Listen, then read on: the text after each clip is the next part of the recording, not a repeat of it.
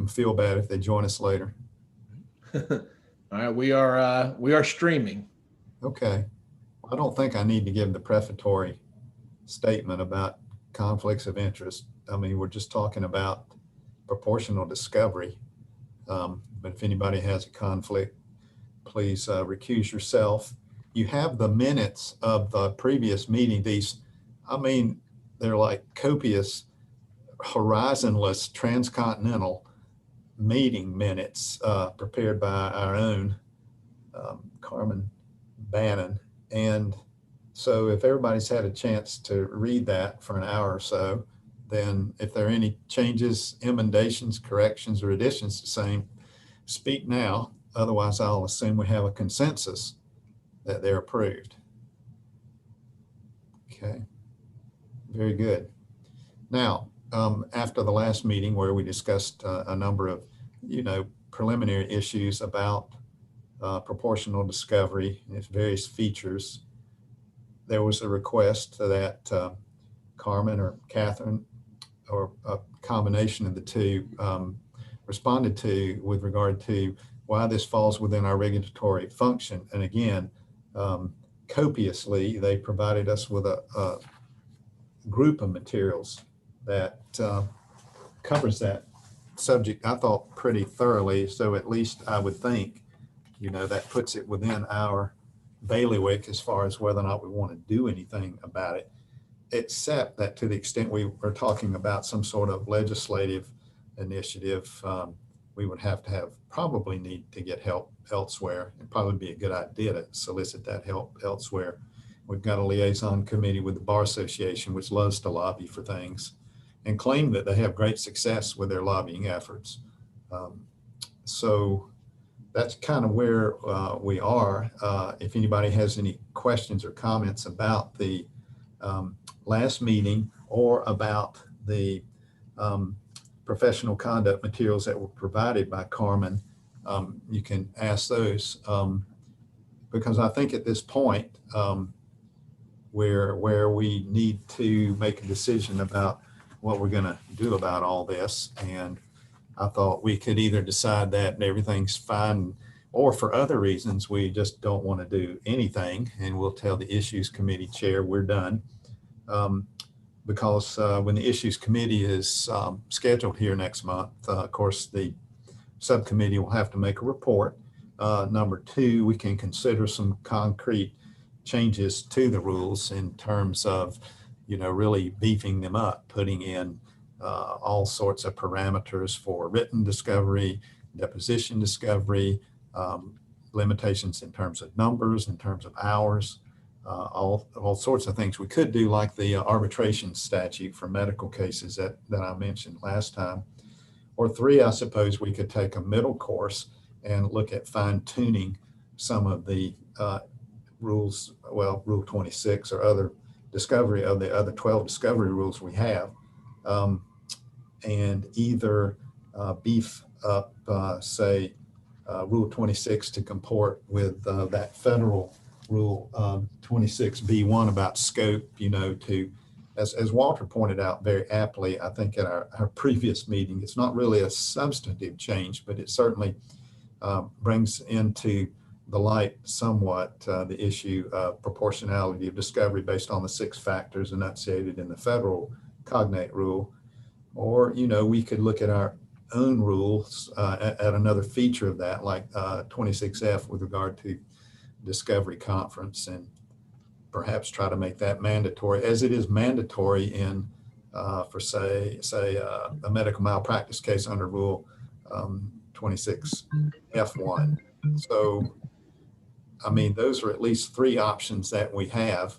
I didn't roll out the first one of doing absolutely nothing first, just to encourage complicity in that regard. But, I think that it gives us a broad outline of where we stand at this point. So I would say the floor is open for discussion or comment in that regard. And again, you may have questions of Carmen about the RPCs that she summarized so well in that other transcontinental document she provided.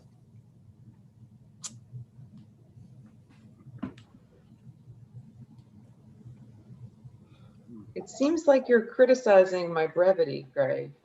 Just throwing that out there. Okay. You'll get over it. Go. I'm not going to make any further comment about that on live stream. Okay.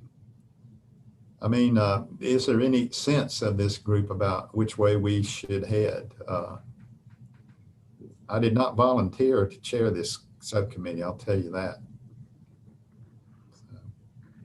I mean, it's, you know, that's not, it never was huge on my plate. And I always had a lot of different ideas about what ought to be done.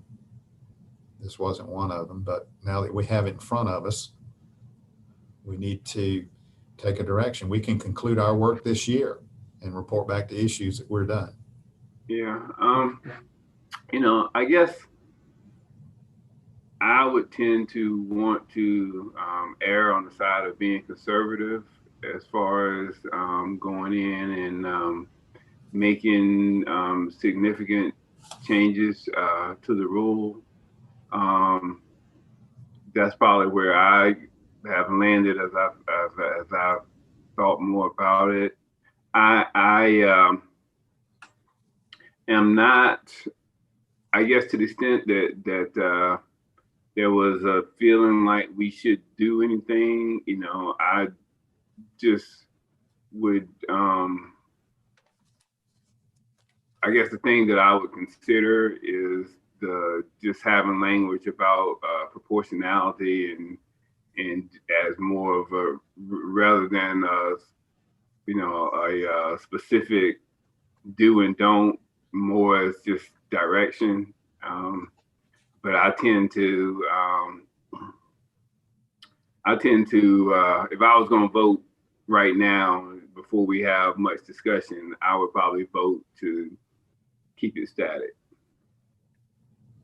Great. You know, at our last meeting, I suggested that a change might promote what I might consider unnecessary discovery disputes before the court. When I read Carmen's report about all the discipline, it seemed to me that our current rules are combined with our current disciplinary rules are working.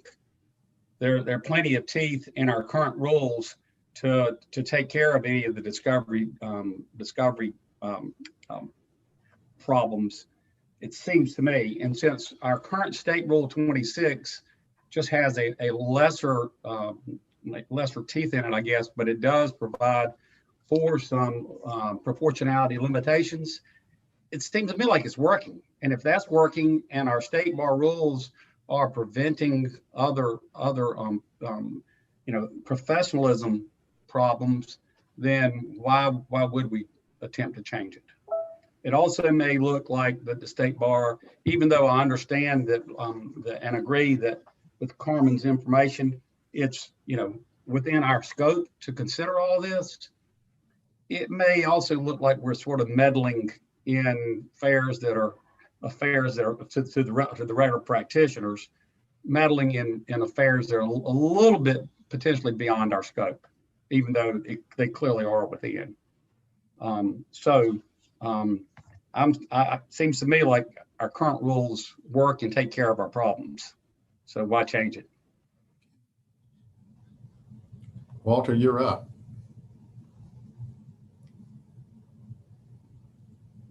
I think Darren's coming online.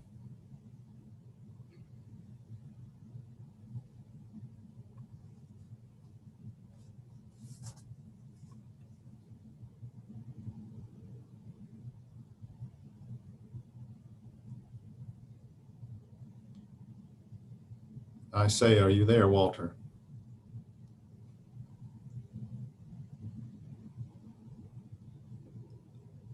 Darren, I see you're on mute. Are you with us? Yeah, I'm with you. I'm just in the car. Well, while we were sort of going around, a couple of the committee people had already weighed in that we probably should take a conservative approach to any actual tweaking of the statute. with regard to the rules of discovery, as opposed to being more proactive and starting to propose amendments, either similar to the cognate federal rule or just beefing up our own in several other departments.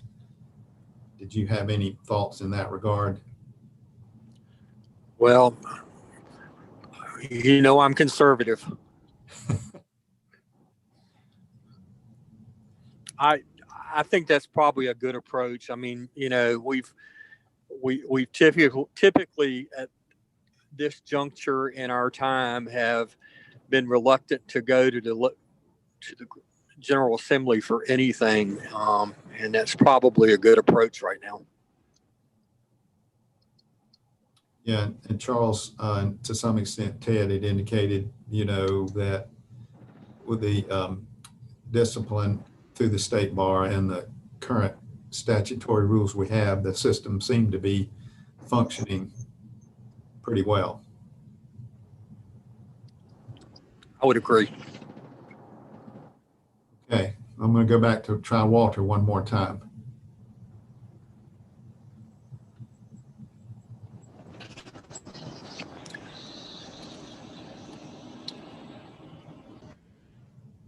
Okay, well then I'm going. There we go. Yet? Yeah, we hear you. Okay. Go ahead. I got some weird setting went off for some reason. Yeah, I don't really have a strong disagreement. I think there could be some things done that are very simple that would be helpful in practice. But I hear the consensus. I guess where I am is I'm not aware of a large segment of the bar really upset with abusive discovery. I certainly hear about it from time to time. I've been experiencing it from time to time. And if we're not hearing sort of a groundswell about that, I tend to say, well, let's keep track of the groundwork we've done, and if there is a groundswell, maybe then step up. But right now, I'm not seeing that. I hear Charles saying he doesn't have discovery disputes. That's because he just beats everybody's brains out. They just give up before they do any discovery. They're afraid of him. Well, I don't blame them. I don't either. It's mean. I just have good cases, Walter. I'm okay. I'm okay with, sort of standing down, but I think Carmen's done some good work, and Gray, you've done some good thinking. So this is on our mind that if it looks like, there's some kind of movement about that, I think we're in a position to maybe reconstitute and do something.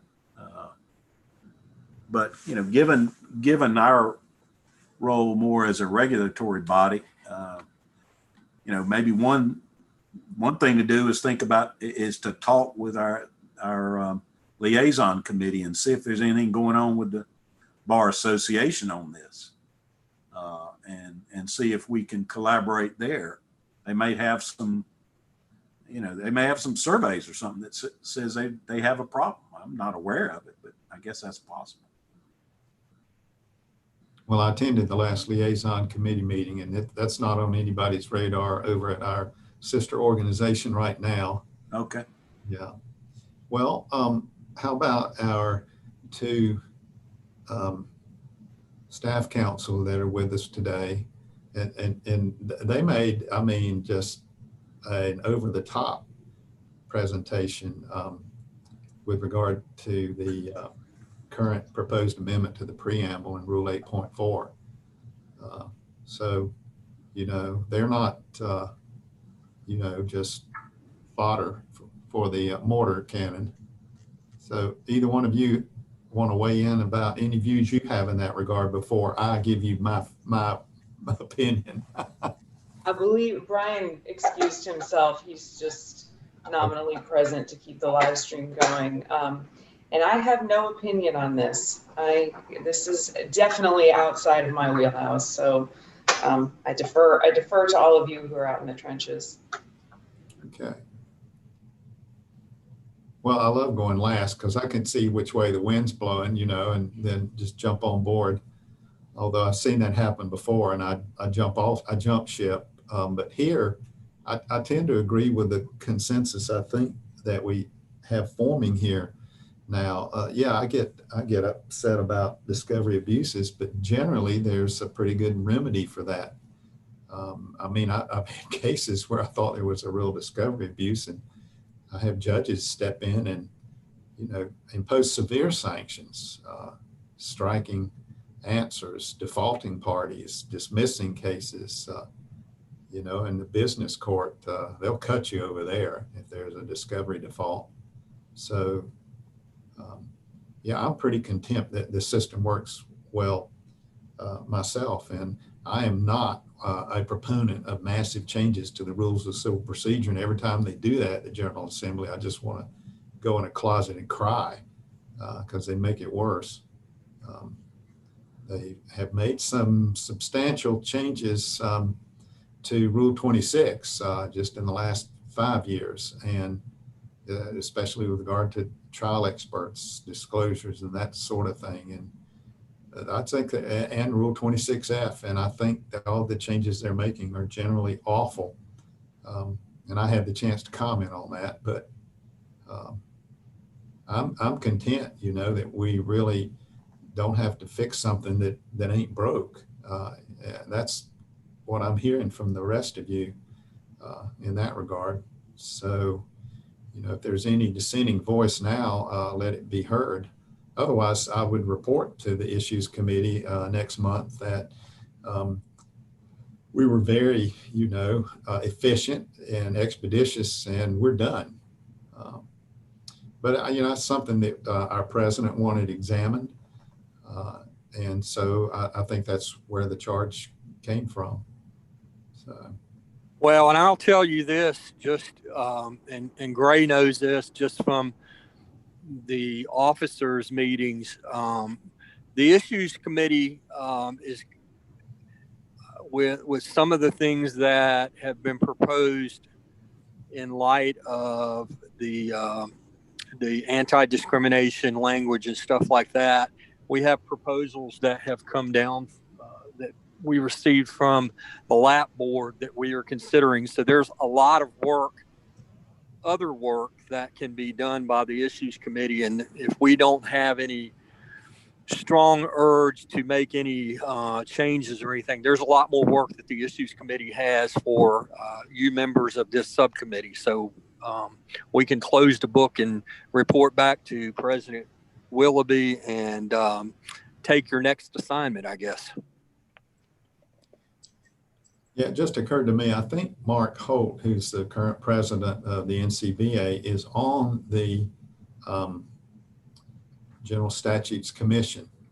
And I may ask him if they're looking at anything with regard to the rules and see if he has anything to report. But I hadn't heard anything coming from any other quarter at this time. I just think, as usual, the state bar is out there on the cutting edge, and every other legal organization trails in our wake.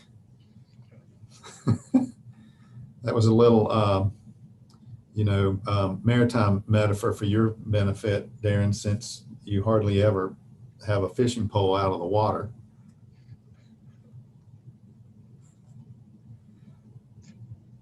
He's on mute, so he can't defend himself. Well, let me ask you this. Is there any other business to come before this august body before we adjourn? Any other concerns or questions? Let me know. I think so, Greg. I would think, Carmen, you could probably condense this meeting in your minutes in about 30 pages. So, with footnotes. I'll see what I can do. I'm going to let you go ahead and get to work on that. But if there's no further comment, I'll adjourn the meeting. And thank you all for the participation. I just think it was a real stellar group, and we didn't beat around the bush. We just got to it, and I think we probably made the right decision here. And if anybody else disagrees at the Issues Committee, I'll blame you guys instead. All right. Thanks, Gray. Thanks, Good. Bye, everybody. Have a good week. See y'all.